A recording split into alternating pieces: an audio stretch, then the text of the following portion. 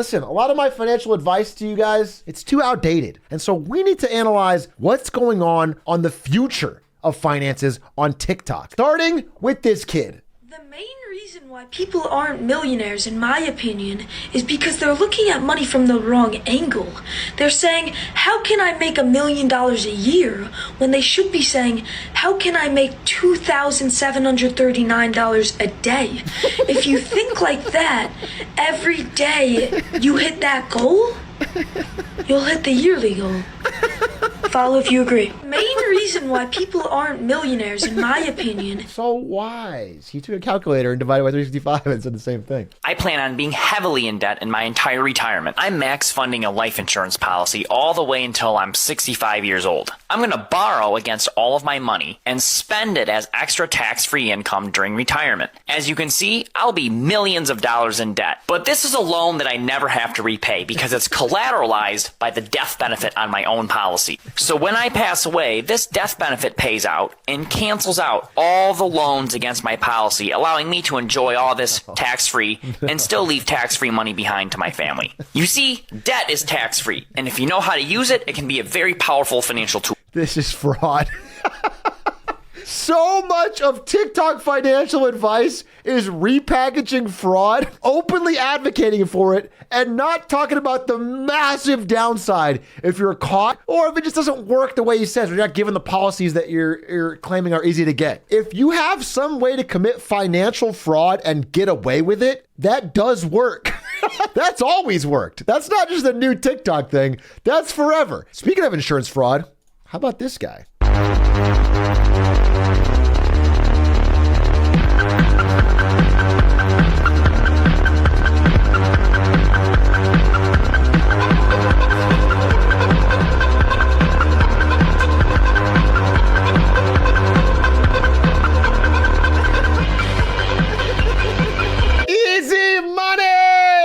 And he's double dipping. Not only is he committing insurance fraud all the way up the chain, but he's openly admitting to it on TikTok to make extra cash from the views. Make your fraud work for you. This one's so good. Listen. Sometimes this advice is not about telling you the exact path to making money. It's teaching you how to learn. You know what I'm saying? Give a man a fish, you feed him for a day. Teach him to fish, you feed him for a lifetime.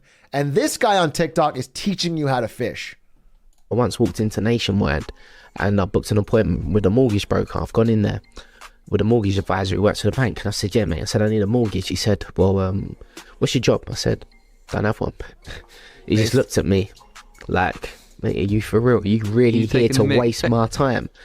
But I had a pen and a pad, and I always carry a pen and a pad. But I was taking notes. I was like, look, all right, so you're saying I need a job. Fine, no problem. I'll go and get one. Write that down. I said, what else?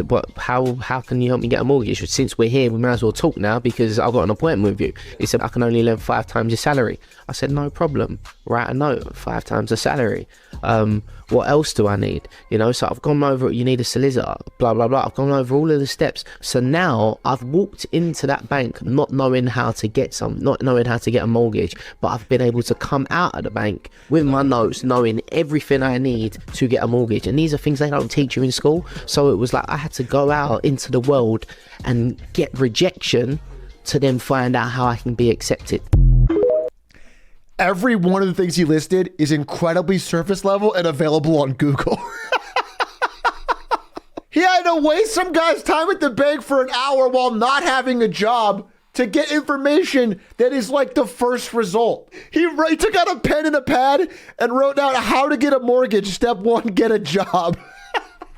Now, this guy does have an actual bit of advice, though I do think it does fall into the fraud camp and is not good for society. Though so far, of all of the TikTok investors I've seen, this one would actually work for all of you. This one would actually work. Your biggest expense in New York City is gonna be food. And I got a way you could eat for free the best food. You stand in front of a nice building. People that work at nice buildings eat food. They order it, delivery guys. And you act like you're on your phone. You know, hey, you say a bunch of big numbers. You know, I want the compound interest dividends. And when you see these delivery guys pull up, you give them that sign. And interest on it. And would be so fucking annoying if you're someone who ordered your food. But theoretically, that would work. It is just theft, but he's got a system. And if you do it in front of like Goldman Sachs or something, you're even kind of seen as morally a hero. So theoretically, this is probably the actual only piece of good advice I've seen so far on TikTok. If you're in New York and you really need a meal, go Robinhood some sushi out of a fucking Wall Street banker's account. This is interesting. When you pick a quarter off the ground, you're making $450 an hour for 2 seconds. This is true, but this brings up a more interesting question. And I wanted to know if it would be worth it for Jeff Bezos to pick up a quarter. So let's do a little bit of the math here. Jeff Bezos, over the past 10 years, has made $130 billion. Well,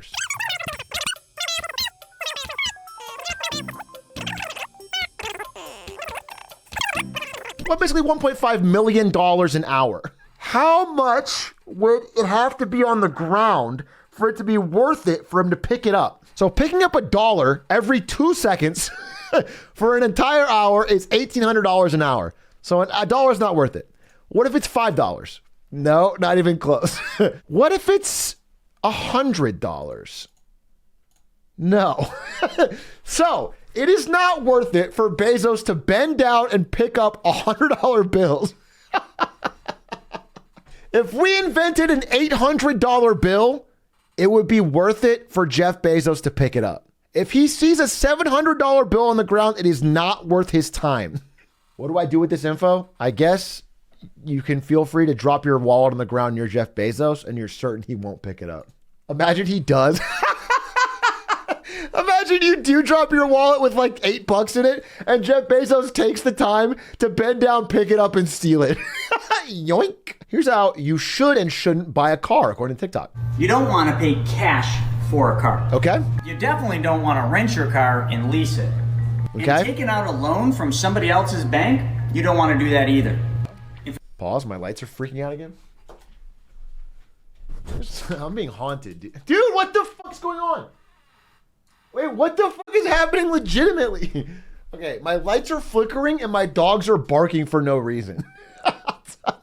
Is the fucking devil a TikTok investor? Am I making fun of the wrong spirit? So the answer is you're going to be your own bank. You're going to treat your money the same as you treat the bank's money.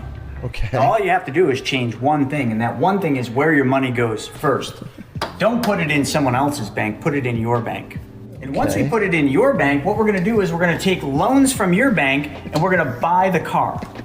And instead of just saying, okay, I own the car now, what we're going to do is we're going to take the same amount you would have paid to the bank every month and we're going to do something different. We're going to take that $963 that you would have paid to somebody else's bank and we're going to What is Blood waffling about? What is he cooking? So aren't you just paying cash for the car? So you put the money in your own bank account, then take it out and buy the car? Isn't that what the first thing? Don't pay cash for it? Not. You pay cash for a car first. Let him finish. Don't put it in. The best part is, in doing this, you earn uninterrupted compound interest on every penny, plus you get back every dollar that you paid for the car. This is how you get back all the money for every car you buy, drive, and own, just like...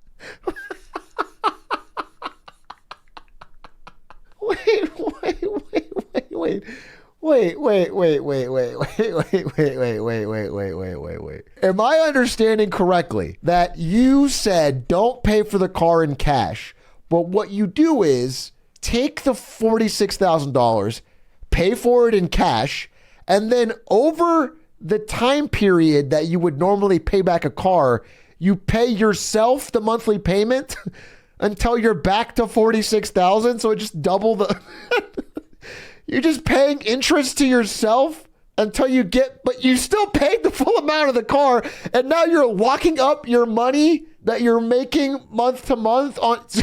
You're paying up front for the car, but also paying a car payment to an account you're not using. This is just a roundabout, weird way of saying pay cash up front for the car and then save some of your money. I guess he's packaging what I think is like a good financial advice in the worst, most tech bro TikTok-y way. Like my book shows you. You want to learn more? Click in the bio, the video. This is the mapping out the millionaire mystery. That's insane. I can't believe the guy took fucking 4 whiteboard slides and a book to explain the fact that you should just buy a car. and then save some of your money. Here's a better way to make money. I sue every job I get. Yeah. What I do, I go on the job. I've sued Singular before, AT&T. I got $40,000 out of them in 2006, July 6, 2006, for race discrimination and sexual harassment. Just niggas cracking jokes on the job.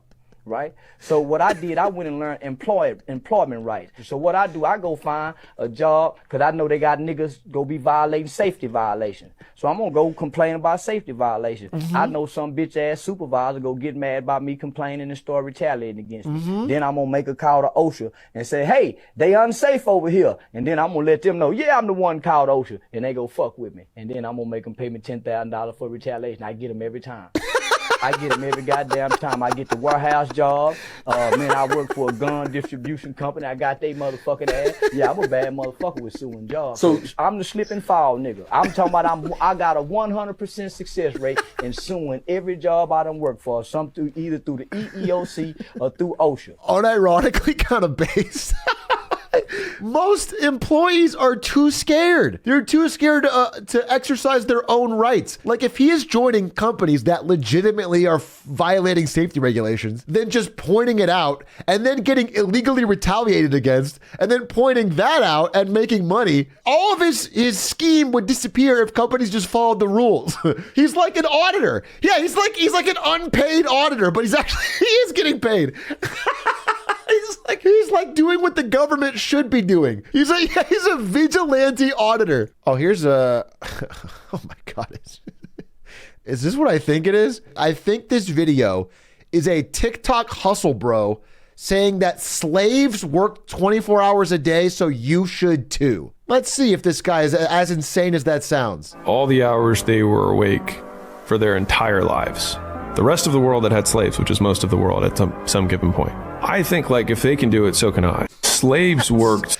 That is an insane statement. What lack of self-awareness do you have to have? Also, it's like you're going to work on your fucking drop shipping company and making TikTok content as hard as someone whose life is being threatened? TikTok, you buy a wood chipper for $20,000 using your Home Depot business credit card. You rent it out daily at $495. This one shredder will generate $180,000 a year. Once you establish business credit, there are endless ways to generate income. All you need is a 540 credit score with an LLC and EIN number to access $250K of business credit. There is no way this fails. I am sure the second you spend $20,000 out of pocket to buy a wood chipper, you're going to find enough clients to rent out this thing for $495 a day. And I'm sure, let me just do a quick check.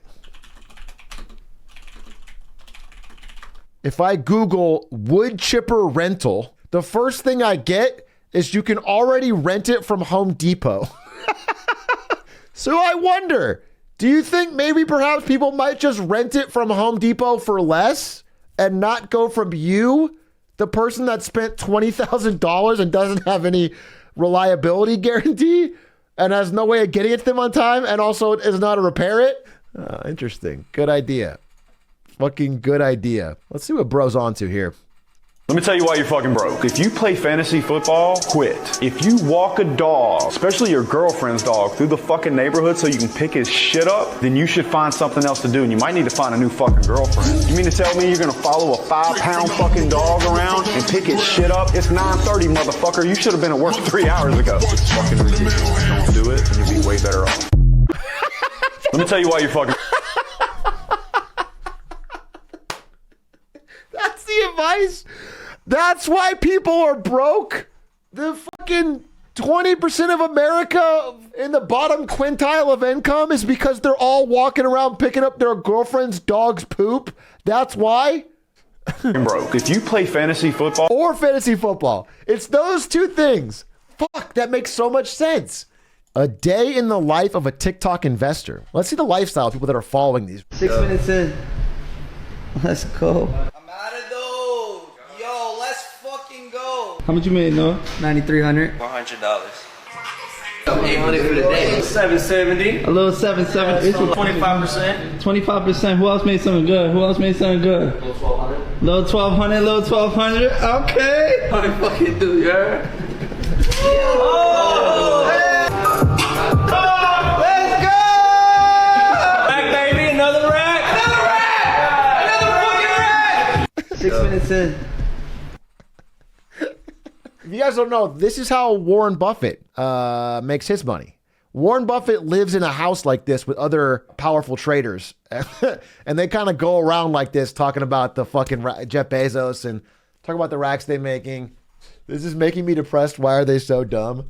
I assume loneliness.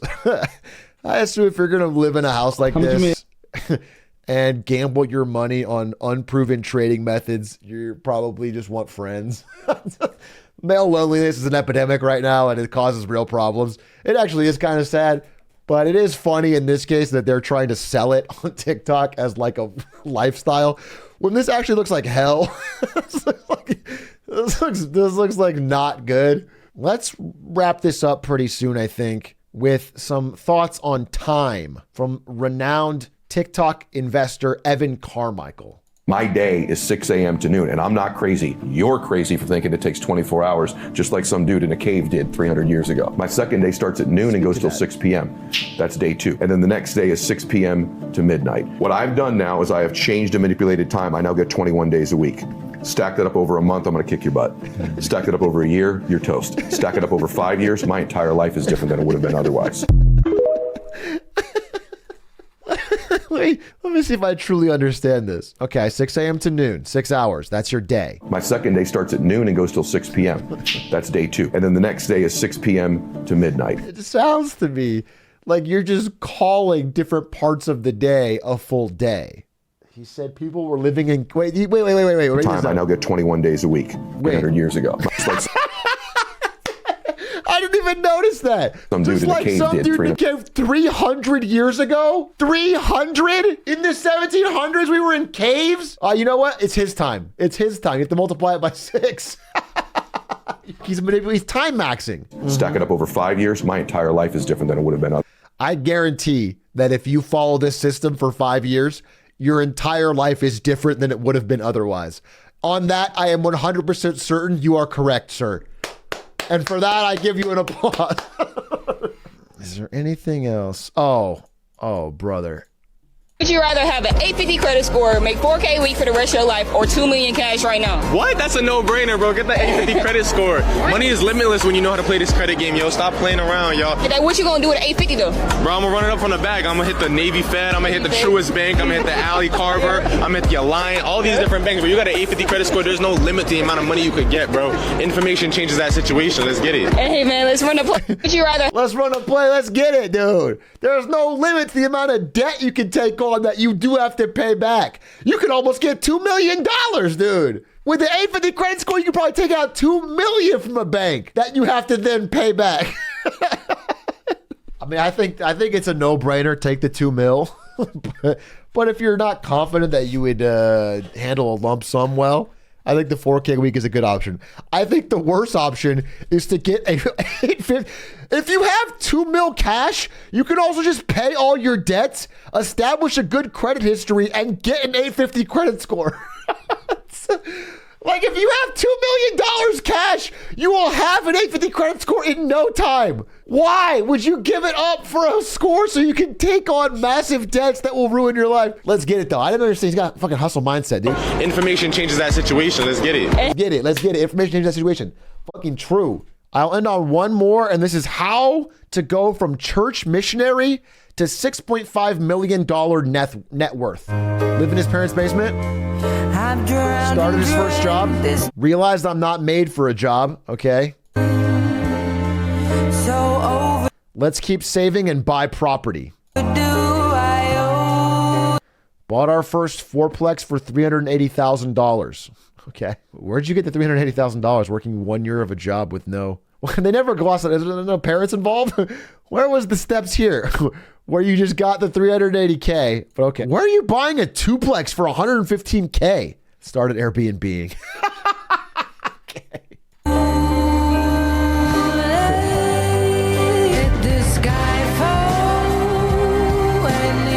$30K a month from 6 Airbnbs. $6K a month from 40 rentals. Net worth $6.5 million.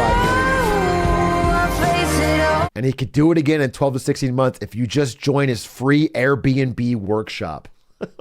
Let's do a quick check in here. Airbnb hosting isn't what it used to be. We had absolutely 0 bookings in August. This summer is extremely slow. Revenue has plummeted 17%, 8.7%. Is Airbnb in a death spiral? I'm sure it'll work, though. I'm sure it'll work to take all of your money and put it into debt to buy Airbnb properties and rent them out. I'm sure they will always be fully booked, and all the American consumer will keep spending on travel even long after their savings expire. Let's go! Thank you, TikTok. We have all learned how to be wealthy forever.